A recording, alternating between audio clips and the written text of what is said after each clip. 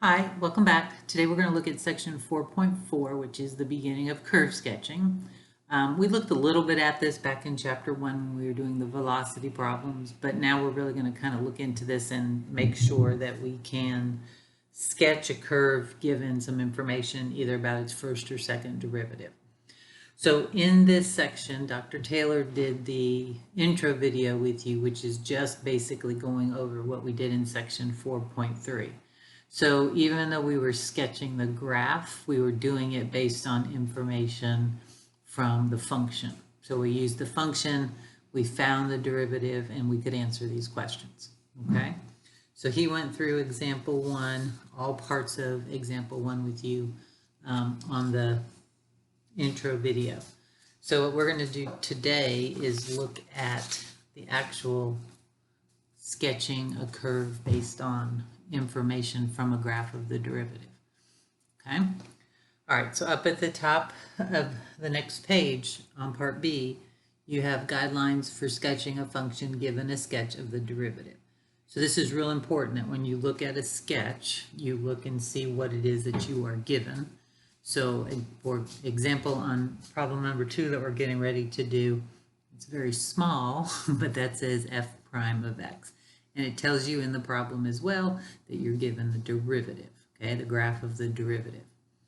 All right, so to do sketching of a function, so basically what we're going to do is take this derivative curve and be able to sketch a function from it, okay?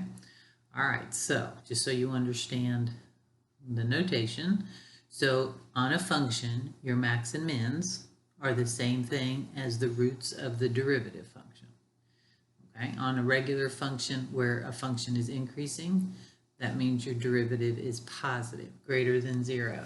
And remember, this means above the x-axis. Okay? That's what positive means. Where a function is decreasing, the derivative would be negative, less than 0. So this means it would be below the x-axis. Okay. A function has inflection points where the derivative has max and mins. A function is concave up where the derivative is increasing. And a function is concave down where the derivative is decreasing. Okay? All of that information will help you figure out how to draw the sketch of the function. All right, so in this first problem, we're basically just answering whether or not this information is true or false. Okay, just as determine whether the conditions are true, I will write true or false on those, okay? All right, so now this is the graph of the derivative, okay? This is the function.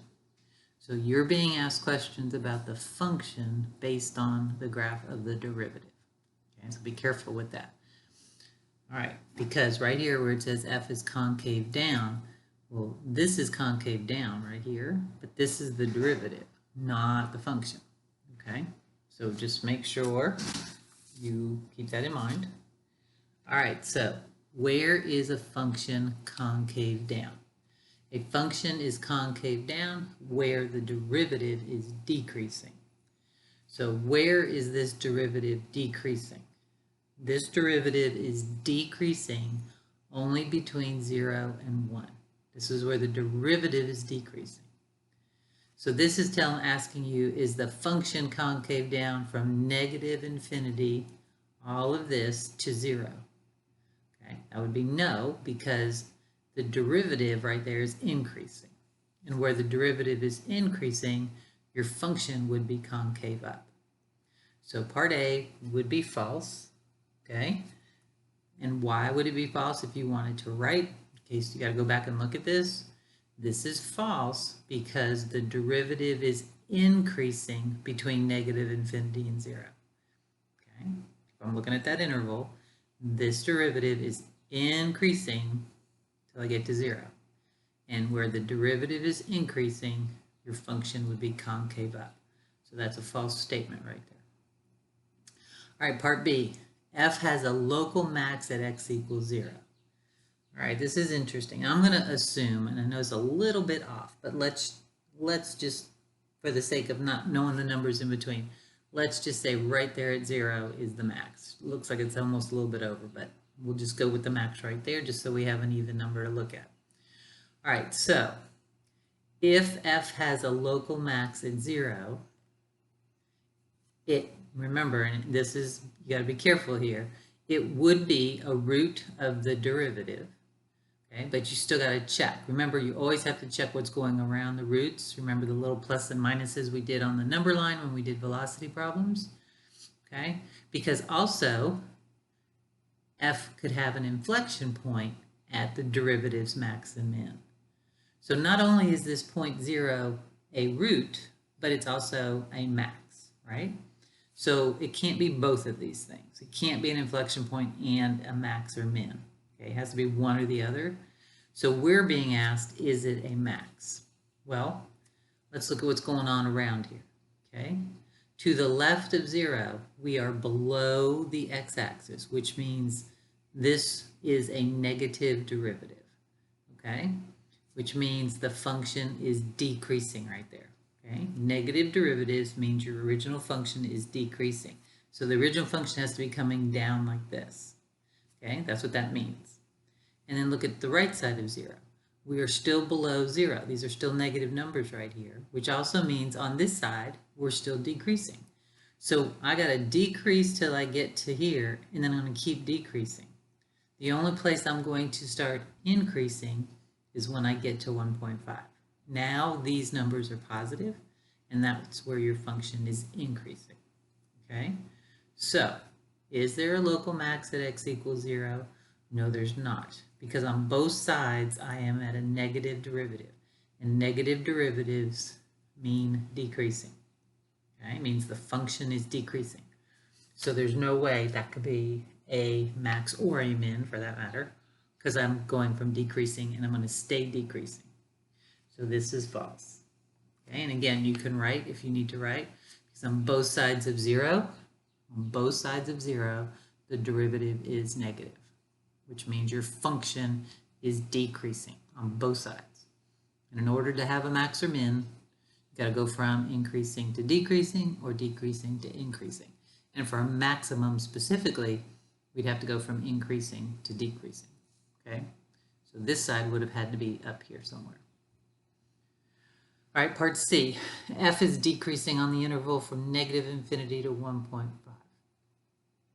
All right, what does it take for a function to be decreasing? For a function to be decreasing, the derivative has to be below the x-axis, has to be negative. All right, so what are we looking at? From negative infinity, way over here, to 1.5. Is the derivative below the x-axis? Yes, it is, okay? We are under the x-axis all the way till I get to here. Now, right there, little blip, but it's still staying under 0, okay? It's 0 right here, but it doesn't change to up here. So it is going to stay below the x-axis until I get to 1.5, which means the function is decreasing there. Anywhere the derivative is negative, the function is decreasing. So that one is true. All right, does f have an inflection point at x equals 0? So I'll come back over here. To be an inflection point, the derivative has to have a max or min there. All right, so this is a max.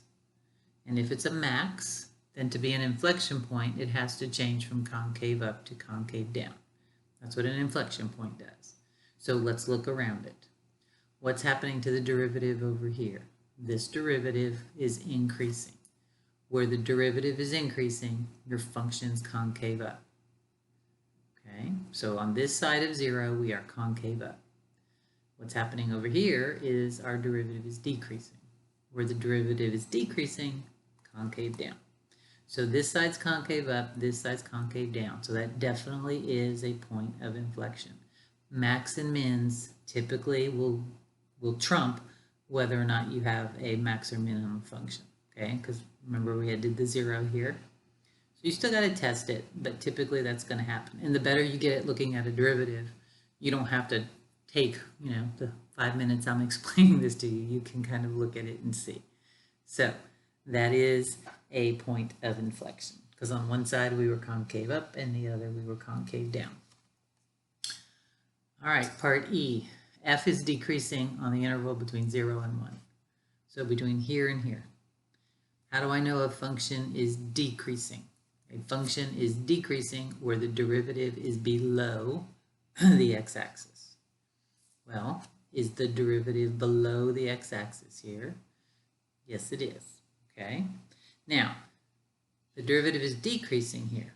Okay? That doesn't mean the function is decreasing. Okay? They're never going to be the same. So you're not looking at the fact that this is decreasing here. You're looking at the fact that it's negative. Wherever the derivative is negative, the function is decreasing. Okay? So it's decreasing more than here, but it is decreasing right there as well. Okay? We're actually, remember, we're decreasing all the way from negative infinity till we get to here, right? So anywhere below the x-axis for the derivative, that's where your function is decreasing. All right, last one. F is increasing from negative infinity to 1.5. We'll go back to part A. Part C.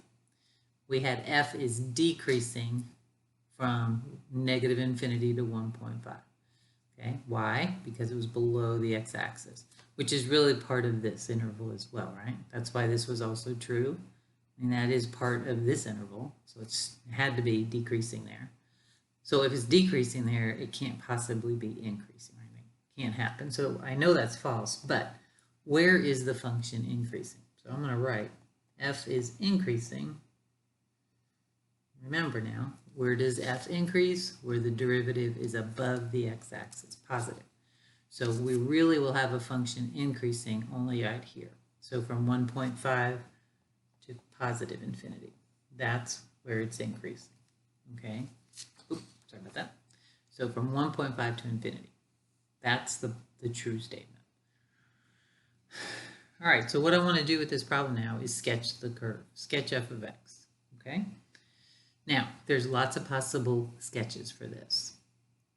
I just want to do one with you and kind of go through it with you. So here's the derivative. Okay? Now, I know that I have to keep decreasing on my function till I get here. So from over here till I get to 1.5, this graph has to keep decreasing. Now I got to figure out about the concavity. Okay, so I know it's decreasing. So I'm going to start up here and I'm going to work my way down here. Once I get to 1.5, the derivative goes positive on me, which means here I will start increasing again. Okay? All right, so let's kind of look at the concavity then. So we need to look at, am I concave up or concave down? So I know a function is concave up where the derivative is increasing.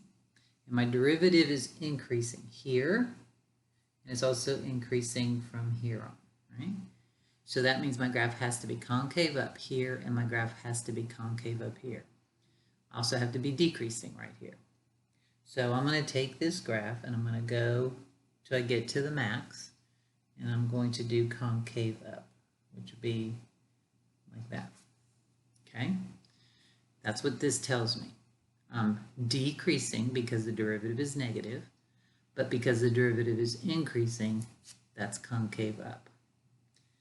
All right, now I know that at 0 I had an inflection point. An inflection point means I change from concave up to concave down. Why am I concave down here? I'm concave down here because the derivative is decreasing. The derivative is going to decrease till I get to 1.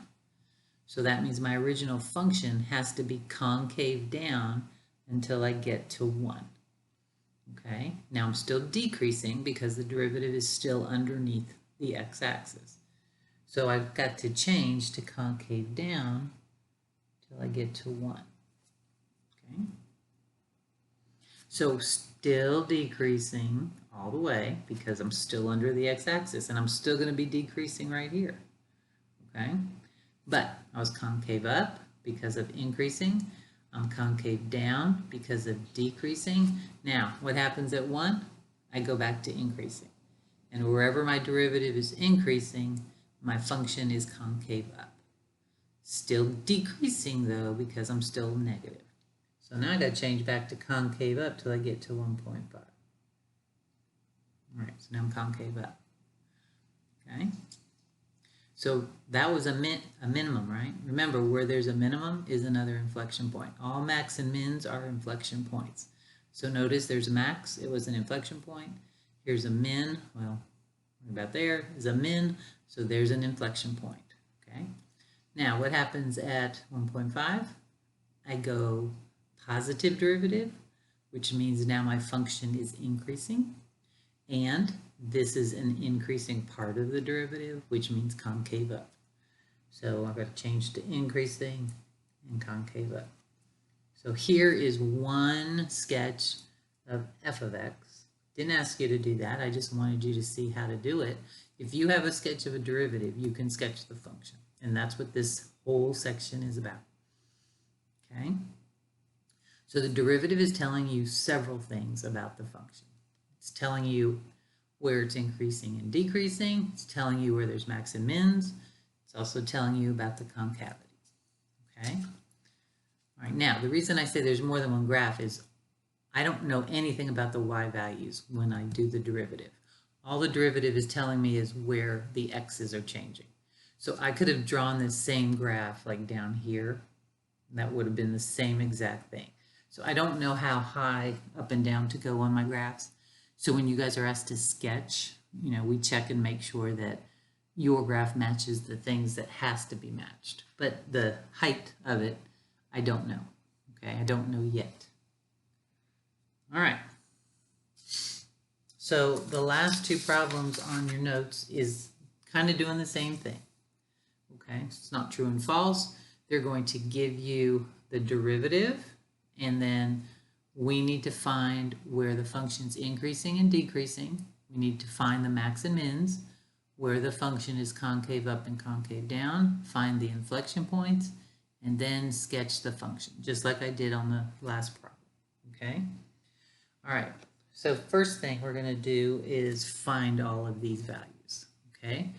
So I'm gonna write all of the stuff down here that I need to do. I'll put it between the graph, I guess,